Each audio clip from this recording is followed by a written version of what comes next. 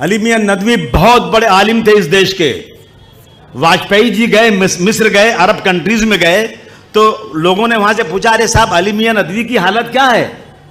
तो अपने पीर से पूछते हैं, यार कौन आदमी है ये अली मियां नदवी? सर 3 जगह मुझे लोग पूछ चुके उनकी हालत क्या है, वो कैसे हैं, तबीयत कैसी है उनकी, वो जानते ही नहीं थे उनके बारे में। जब दिल्ली उतरे ना तो सीधा नदवा में गए, अली मियां नदवी साहब से मिले कि भाई ये इतना बड़ा आदमी कौन है जिसको दुनिया में जहां जाता हूं पूछते हैं। उन्होंने कहा था, सुनो मुसलमानों, कान खोल कर सुनो।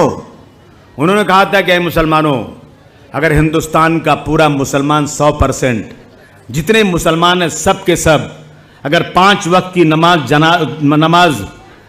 उसके जमात से पढ़ने लग जाएं, 5 वक्त की नमाज बाजमात पढ़ें, मुसलमान अगर तहज्जुद की नमाज एक मुसलमान भी न छोड़े, फिर भी अगर उसके अंदर सियासी बसीरत नहीं आई, इसके अंदर पॉलिटिकल समझ नहीं आई, तो याद रखना इस मुल्क में ऐसा भी वक्त आ सकता है कि तुम्हें 5 वक्त की नमाज मस्जिद में पढ़ना भी मुयस्सर नहीं होगी।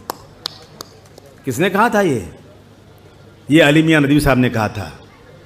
और ये वक्त आ गया है, हम अपने हिंदू भाइयों के साथ अच्छे ताल्लुकात निभाना चाहते हैं, हम अपने हिंदू भाइयों के साथ प्यार मोहब्बत से पेश आना चाहते हैं। और हम समझिए इस मुल्क में हिंदू अच्छे हैं, खराब नहीं है, बहुत अच्छे हिंदू हैं, बहुत लोग अच्छे हैं। लेकिन क्या है ना, मैं हिंदुओं से बोलता हूँ, शायद बुरा लगे तो लगे, बोलता हूँ अगर मुसलमानों के खिलाफ बोलते हैं तो आप अच्छे हिंदू हैं ना, आप जाइए आगे बढ़िए कि इस मुल्क में इस तरह मुसलमानों के खिलाफ नहीं चलेगा। और अगर ये निकलेंगे ना, हम पीछे खड़े रहेंगे ना, तो सरकार डर जाएगी कि हिंदू भाई भी मेरे खिलाफ हो रहा है, अब मेरा वोट नहीं मिलेगा, हम आगे बढ़ेंगे। ये इस मुल्क में होना चाहिए, लेकिन नहीं हो रहा है। कहते हैं ना कि एक फसादी लोग आए, जब मेरे शहर में पहुंचे तो मैं आराम से घर में सो रहा था, जब मेरे महल्ले में आए तो मैंने कहा जा रहे तो मुझे क्या लेना देना, जब मेरे गली में आए तो मैं कुछ नहीं बोला, लेकिन जब मेरे घर पे हमला किया तो मैं अकेला था, मेरा साथ देने वाला कोई नहीं था। दोस्तों मैं आपसे कहना चाहता हूं, 400 पार की बात कर रहे थे ना, कितना 400 पार, बेटा तुम आ गए 240 पे, ताली बजाओ इस पे। 400 पार वाले 240 पर कैसे आए? पता है कैसे आए?